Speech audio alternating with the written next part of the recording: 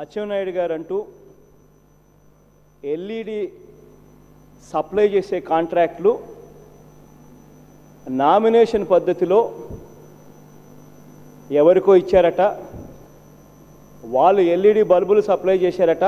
ఆయన మాటల్లో ఆయన చెప్తా ఉన్న మాటలు, వాళ్ళు ఎల్ఈడి సప్లై చేశారట. ఆ ఎల్ఈడి బల్బులు సప్లై చేసినందువల్ల ఆదా ప్రతి కుటుంబానికి జరిగిందని చెప్తా ఉన్నారు.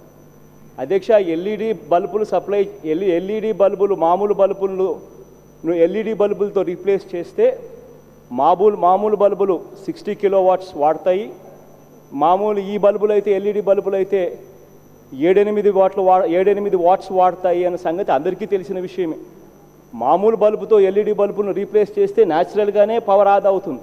కానీ ఇక్కడ జరిగింది ఏమిటి అని అంటే, ఆయన చెప్పే మాటల్లో ఏం చెప్తున్నాడంటే, నామినేషన్ పద్ధతిలో ఒక ఎల్ఈడి సప్లైకి ఏదైనా ఇచ్చే కార్యక్రమం నేను ఇచ్చేసాము, దానివల్ల జరిగిందని అంటున్నాను. దీనికి ఏమైనా టెండర్లు పిలిచారా లేదా, టెండర్లు పిలిచి లోవెస్ట్ బిడ్డర్కి ఇచ్చినారా లేదా అన్నది మా సభ్యులు అడుగుతా ఉన్న ప్రశ్న. దానికి సమాధానం ఆయన దగ్గర నుంచి అడుగుతా ఉన్నాం అధ్యక్ష. ప్రైవేట్ వ్యక్తుల టెండర్ కాదు అధ్యక్ష, కేంద్ర ప్రభుత్వ సంస్థ అధ్యక్ష. ఇది EESL emergency efficiency service limited అని చెప్పి కేంద్ర ప్రభుత్వ సంస్థకి ఇచ్చాము అధ్యక్ష. ఇది ప్రైవేట్ వాళ్ళకి ఎవరికి ఇవ్వలేదు. అయితే మీకు అన్నీ తెలుసు కాబట్టి నేను పూర్తిగా డీటెయిల్కి వెళ్ళలేదు, అన్నీ చదువుతుంటారు కదా రోజు. ఇది 2 సంవత్సరాల నుంచి కార్యక్రమం జరుగుతుందని చెప్పి ఉద్దేశంతో మీతో చెప్పలేదు.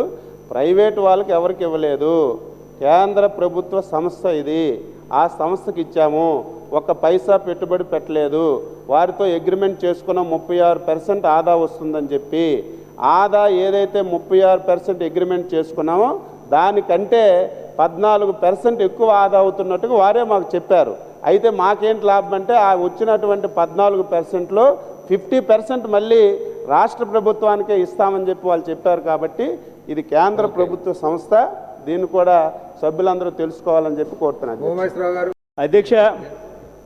ఇక్కడ మన కర్మ ఏంటంటే అధ్యక్ష, మన రాష్ట్రంలో జరిగే ప్రతి స్కాములు కూడా కేంద్ర ప్రభుత్వ సంస్థలను ముందరబెట్టి కేంద్ర ప్రభుత్వ సంస్థల అధికారుల చేత స్కాములు చేయించే కార్యక్రమాలు జరుగుతూ ఉన్నాయి. జెన్కోలో బిహెచ్ఈఎల్ ముందరబెట్టి స్కాములు చేయించారు.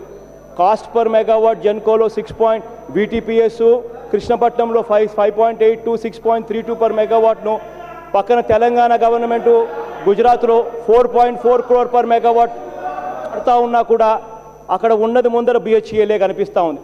అదే మాదిరిగా బొగ్గు కొనుగోలులో కూడా ఆంధ్రప్రదేశ్ జెన్కో బొగ్గు కొనుగోలులో కూడా ముందర పెట్టిందేమో కేంద్ర ప్రభుత్వానికి సంబంధించిన సంస్థ. ఆ సంస్థ ద్వారా సప్లై చేసేది ఎవరు అని అంటే అదానీసు, మహాలక్ష్మి వాళ్ళు కోల్ సప్లై చేసే విషయంలో జరిగిన స్కామ్ కూడా ఏమిటి అని అంటే, పాత రేట్లకే కోల్ సప్లై చేయడం జరుగుతూ ఉంది. రేట్లు తగ్గినా కూడా పాత రేట్లకే కోల్ కొనుగోలు చేస్తూ ఉన్నారు. ఇది పెద్ద స్కామ్ కింద కేంద్ర ప్రభుత్వ సంస్థలను సైతం ఉపయోగపెట్టుకునే అన్యాయమైన పరిస్థితిలోకి ఇవాళ మనం చూస్తున్నాం అధ్యక్ష. ఇది కేంద్ర ప్రభుత్వ సంస్థ అయితే